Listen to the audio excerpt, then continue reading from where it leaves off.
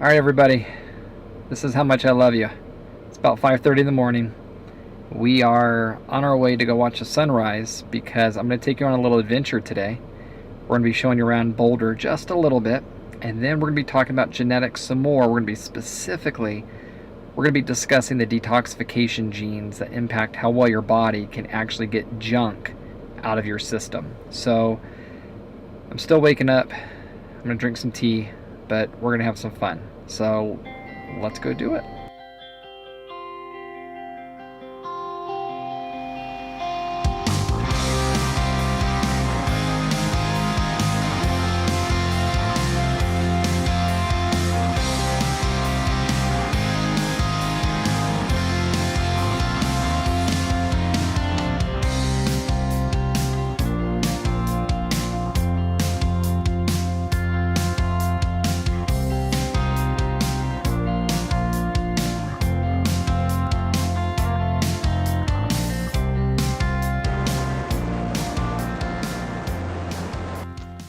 Well, hello everybody, this is Dr. Corey King from AskDrKing.com, and we are sitting on the top of a 9,000 foot summit here in Boulder, Colorado. This is called Sugarloaf Mountain. It is an epic view right now. Since it's been a full moon, we've got the full moon going down on this ridge line over here, and that's actually the Continental Divide. We have the sun that's coming up on this side. It is absolutely beautiful, and I'll give you a little pano shot once we finish the video so you can get to see my view. Now, the reason I'm up here and the reason I hiked to the top of this morning is I want to expand upon our genetic video from last time. The last genetic video, I really kind of just went over an overview of what the genetic mutations are telling us and why it's important to look at them. But today I want to talk about the detoxification genes. One thing that I see on chronically sick patients is their inability to detoxify. So think about this analogy. Imagine you're in New York City. Everybody's just tossing trash onto the sidewalk, expecting the garbage trucks to come and pick up the trash and clean up the environment. Well, let's now imagine that those garbage trucks are not running for an entire year. Now, all that trash that's being thrown out there on the sidewalk, on the streets, it's just accumulating, and that becomes a toxic environment. I mean, who would want to live in that environment? And certainly not myself. Now, imagine that same thing happening inside of your body. We're all exposed to toxins each and every single day, and we'll go into that in just a moment. Imagine for a moment that your body cannot clean up the toxins that you are exposed to, because we're all exposed to toxins on a daily basis. Whether it's environmental toxins that we're breathing in, it could be perfumes or lotions, it could be carcinogens, people smoking around you, it could be mold spores like what happened to Natasha and I. All of those toxins that we are exposed to, our body must be able to cleanse them out of our system. And if it can't do that, our body will be very much like New York City, where it's going to become a toxic environment. Now, can your body heal in a toxic environment? Absolutely not. I mean, we all know that. So what can we do to improve our body's ability to detoxify naturally? If you have genetic mutations, that may be very difficult. This is why I like running genetic testing on patients. We can look at the genetic markers to see how well the body's doing when it comes to detoxifying. Now, there are 4 main genetic markers that I'm concerned about when I look at genetic testing. And there are a couple more, but these are the 4 main ones. And the first 2 are GSTM and GSTP. What these genes do is they directly impact how well your body can make glutathione and use that glutathione to bind toxins. Now, you may be saying, what in the world is glutathione, Dr. King? I'm going to tell you. Glutathione is your body's most powerful antioxidant, second to the natural steroids, but it has been called the mother of all antioxidants. Its job is to get inflammation down, and it does that by binding toxins. So if you have a genetic mutation, or your genes are altered, or they are broken. We can word it any way that you want to. If these genes cannot do their job, then your body cannot make glutathione. It naturally makes that. It needs what is called N-acetylcysteine as a precursor, but it naturally makes glutathione to bind your toxins and carry them out of your system. And the main organ that makes those is your liver. And what does your liver do? It's your big filter. So if you can't make the glutathione to bind the toxins, to carry them out of your liver, then your filter, which is the liver, starts to get clogged up, just like your lint filter in your dryer. The next gene that I like to look at is called the NOS2 gene. This gene specifically plays a major role when it comes to breaking down carcinogens. So if we think of carcinogens, let's use it synonymously with cancer. So if we're exposed to a ton of carcinogens and our body can't handle them properly, we're going to be more predetermined, if you will, because of our genetics, to develop cancer. So a lot of patients will say, hey, Dr. King, my mother had cancer, my grandmother had cancer, I'm worried about me having cancer. Well, if we look at these genes and we can look at your just history of maybe where you grew up, or the environment that you're in, or the job occupation that you are in, and these genes are mutated and you can't clean out the carcinogens, well, gosh, you're putting yourself more at risk. The next gene is called the SOD2 gene. Now, this gene specifically affects your mitochondria. Now, I love talking about the mitochondria. I picture them. This is just how I think about them. I picture them as like these little workers in this factory, and their job is to be pumping out energy. And if these little workers can't do their job, then the factory can't produce energy, and the factory is going to suffer. So think about the analogy. If your mitochondria can't produce energy, your body is going to suffer. I have seen this firsthand with my wife, Natasha. So when we tested her for the mold exposure, we found all these mycotoxins inside of her body, and then we looked at her mitochondria, and oh my goodness, her mitochondria, they were essentially screaming at us, telling us, guys, we need help. And the help that they needed was the cleansing of toxins, because the toxins will like to cover and smother. And if you're from the South, you're going to understand cover and smother, because that's an old Waffle House joke. And if you've never been to a Waffle House, we call them the awful waffle. You may never want to go. But if you're ever in the South, just go experience it and then ask them for something that's covered and smothered. So anywho, the toxins like to cover and smother the mitochondria. And essentially, think of the toxins as suffocating the workers, and then the workers can't do their job because they essentially can't breathe, right? So that's not really what happens, but it makes sense while we're talking about it right now, doesn't it? So if your mitochondria can't do their job, you can't produce energy, and people will start to suffer from conditions such as chronic fatigue syndrome. Epstein-Barr virus really wipes people of their energy. So it would behoove us to look at these genetic mutations.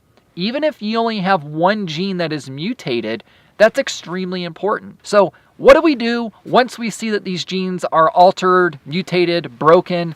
How do we fix this? Well, there are certain things that you can do, such as taking glutathione. Glutathione, again, it's naturally made in the body. And there's another intermediate test that I like to run called the microbial organic acids test. That is from Great Plains Laboratory. We actually measure the levels of your N-acetylcysteine. Again, that's the precursor to making glutathione. You need NAC to make glutathione. So we measure that, and we also measure glutathione levels. If your genetics are telling us that your body can't produce glutathione, and then we look at your levels and we go, oh my God, your levels are so low, we need glutathione in your system. Now you can do this multiple ways. You can do it through IVs. Natasha was doing glutathione IVs, and it would just hit her very, very hard. It just knocked her on her beep. So we had to change that a little bit. One of my favorite ways of getting glutathione in a more cost-efficient way is an oral glutathione. Now, I'm going to warn you, not all glutathione is created equally. You want a liposomal and a reduced form if you're taking it orally so it passes the stomach. If it's not in those forms, your stomach is going to break it down and you're not going to be able to absorb it. The other thing that the glutathione that we use, it also has N-acetylcysteine. Woohoo! Right? So if your NAC levels are low, your glutathione levels are low, and you need NAC to help produce glutathione, well, now we're getting it all in one product. And NAC is also a chelating agent. So chelation, heavy metals. Woohoo! Awesome, right? I love it because I think it tastes like dessert. Now, Natasha could only handle a 0.5 milliliter. Myself, I went all the way to 17 milliliters just to see what would happen. Nothing. So everybody is different. Now, I don't have the same genetic mutations that Natasha does. So is that a possibility of why I could handle more? You betcha. So we can do glutathione IVs. We can do glutathione orally. I've had patients do glutathione in coffee enemas because it gets absorbed right in the intestinal tract. Okay. Now, you can also do liver flushing. So liver flushing is extremely, extremely valuable. We do before and after test, meaning if a patient has very high liver enzyme markers, I'll have them do liver flushing and then we'll check their liver markers and we'll see the liver markers go down. Awesome. Like, we base things off of science. So if you jump on Google, you're going to read good and bad about liver flushing, but if you do it properly, and it takes my patients 3 weeks to go through a liver flush, if you do it properly, it's going to be very productive and it's going to be easier on your body. You can also do coffee enemas. They are a pain in the butt, pun intended. We do not like doing them, but we like what they do to the body. So if you've ever researched alternative cancer therapies or treatments, inevitably you've seen Gerson therapy or Gerson method mentioned. One of their biggest tools in their tool belt are coffee enemas. Okay. The caffeine from the coffee helps to purge the liver and the gallbladder of toxins. Now, it doesn't work by drinking the coffee. It's not the same mechanism. But coffee enemas are great. Another way we get rid of toxins are through sweat, urine, and feces. So make sure that you're drinking plenty of water, you're staying hydrated so you can filter out toxins so it's easier on your kidneys. But also, you can go do sauna therapy. And sauna therapy, oh my gosh, I love it. We bought a sauna for our home. The company that we went with is called Sauna Space, and Sauna Space is a portable unit. I will admit it is not your high-end sauna. But if you know us, we've moved from California to Texas to Colorado. We kind of move around a little bit. This sauna is actually portable. So you can break it down, you can throw it into an SUV, you can take it on vacation with you if you're going and staying where for a certain amount of time. We did that last year when we visited Colorado. We just broke it down, threw it into my Jeep, and brought it with us, set it up so we could still do detoxification. Now, with sauna therapy, ours is a near infrared sauna. Look, I'm not going to get nitpicky on this. All you want to do is sweat these toxins out. So if you don't want to go buy a sauna, which I don't blame you, I didn't want to do it either, you can go to a gym that has saunas, or there are specific facilities, kind of like a Massage Envy. It's actually set up for saunas. So you go in, there's all these different saunas, you pay a monthly membership and you can use the saunas, yada, yada, yada. So you want to sweat. Now, for some people, it takes them a very long time to sweat. And I'm finding that the correlation to their length of time to sweat matches their genetic mutations. Natasha, it takes her forever to sweat. Myself, 20 minutes in, it's like I'm back home in South Carolina in the heat and the humidity, out there weed eating my mother's land.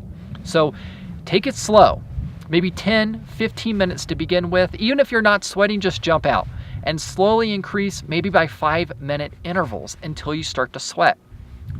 I do stretching, I do meditation in the sauna, I put on YouTube channels and listen. That's just where I get a lot of my knowledge. Is maybe it's not actual knowledge, but it's things that I like to listen to. So do whatever you want to do, but find some methods or find some ways to start detoxifying your body. So let's recap. You can do glutathione. You can do it 3 different ways. IVs, orally, must be reduced in a liposomal form. You can do it in coffee enemas. You can do liver flushing. You can sit in saunas. So a couple things that I didn't mention before. You can use products such as bentonite clay to help bind toxins. You can use activated charcoal. Just make sure to use those products away from any of your natural supplements that you're taking because they can bind some of the minerals and basically suck up the good stuff, right? All right, so that's kind of an overview on some of these genetic markers that I evaluate when I look at my patient's genetic results. So we want to know, can you detoxify properly? If you can't, we are going to have to help you do so. Can you measure for toxins in the body? You can. So Great Plains Laboratory, they run an environmental toxin test. So we did this on Natasha as well. We looked at her environmental toxin load, and we wanted to see, oh my gosh, well, what chemicals are high in her system? Because we need to start pulling those out along with the mold. Oh my God, woo! Can't believe I forgot this one. All right, we're gonna blame it on the altitude. Lack of oxygen going to the brain. Ozone therapy. Oh my gosh, this was one of the best therapies that we did for Natasha and still do for Natasha. And ozone therapy is essentially you're going and you're sucking out through an IV about 60 to 250 milliliters of blood. And then they run it through an ozone machine and it oxygenates the blood. It puts some extra molecules of oxygen in there. And what those extra molecules of oxygen do is they help to bind toxins and get them out of your system. That is one of the biggest tools, and I can't believe I forgot about it, biggest tools that began helping Natasha feel better. Now, I'm not going to let the cat out of the bag just yet. We'll have some big news coming up in hopefully about a week, and it involves ozone therapy. So that's another method that you can use in order to get toxins out of your system. Okay.